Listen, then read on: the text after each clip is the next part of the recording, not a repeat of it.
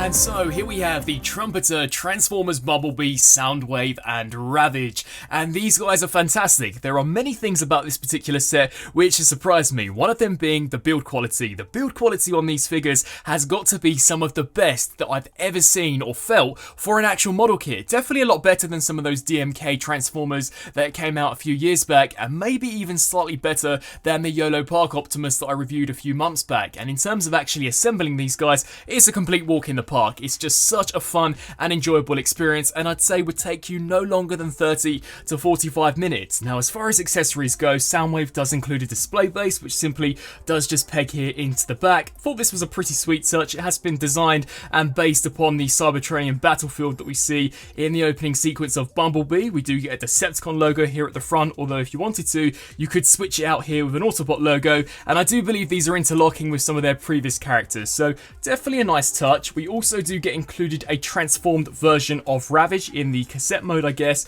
and the painting and the sculpting on this is pretty sweet, and if you wanted to, you can actually stow this away here in Soundwave's chest. Ravage, eject, which does reveal some really nice cybernetic detail, so just place that in there and collapse the cassette deck. That's really nicely done. There are also a pair of interchangeable relaxed hands, which I thought were pretty sweet. They're basically on ball joints, so very easy to switch out. You simply take the fists, pop those out, and then we can take these relaxed hands and peg them in. Sadly, no rifle, which I think is the only accessory that is massively missing, but the painting and the sculpting here on this Soundwave for a model kit and a figure which is slightly larger than an average core class, I think is fantastic. You can see here the head sculpt looks really nicely done. I also love the cassette deck. We do get the massive concussion blaster here over the shoulder, and even as we come around here to the back, the detail, the paintwork, just everything about this figure in my opinion overall looks really nicely done.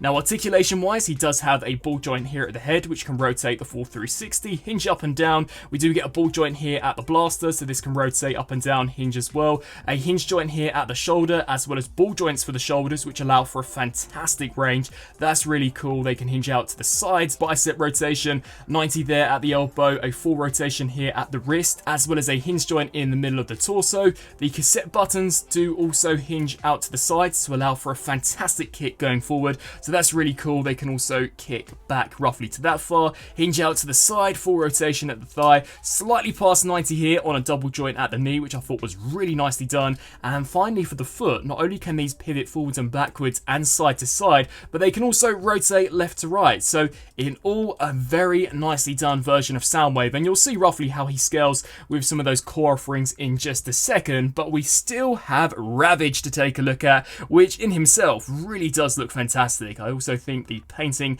and the sculpting for this guy is on point. I love the face sculpt. I like the Decepticon logos here on the side of the shoulders. The spinal detail that we have for the top looks fantastic, as so do these missile pods, and he too is pretty decently articulated. So ball joint here at the head, which can rotate the full 360. Sadly, no jaw articulation, but considering the scale and the way he actually comes together, I do understand as to why maybe that weren't possible. Ball joints at the shoulders, hinge joints here at the elbows and the feet, and the same also applies here for the back legs, although the biggest difference between this and the core class version is that we actually get some mid-torso articulation, which I thought was really cool. Two ball joints here, one at the back and one at the top, which does allow for a pretty decent range. So in all, a very nicely done looking figure. Now, turning to some size comparisons, here we have the Trumpeter model kit version on the left and the official Hasbro core release on the right, and I was quite surprised to see that they are basically exactly the same in terms of scale. So I guess this means that the Trumpeter version is a little out of whack when in comparison to his version of Soundwave, but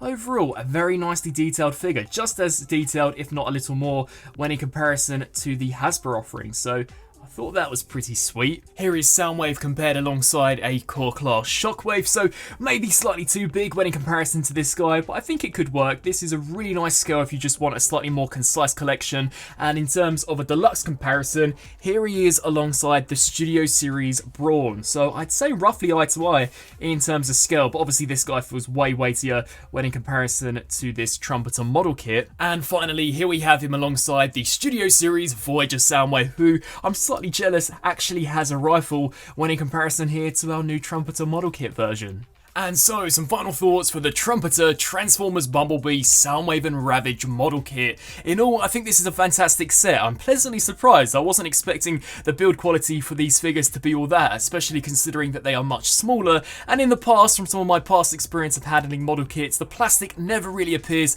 to be of a good standard, but with these figures, I have no problems with them at all. I think they come together very nicely, everything snaps into place seamlessly. I love the fact that they're all pre-painted, and the finished effect is awesome. Soundwave looks fantastic, really nice detail, really nice articulation, and the same can also be said with Ravage. My only issue with this set is that they didn't give Soundwave a rifle, but other than that, a really nice set, and definitely be sure to watch out for more Trumpeter model kit reviews coming shortly over on the channel. I'd love to hear your thoughts down in the description box below. Is this something you guys plan on adding to the collection? If it is, then I'll be sure to include some links down in the description box below to Showz's store, and until my next review, I'll see you then. Thanks for watching.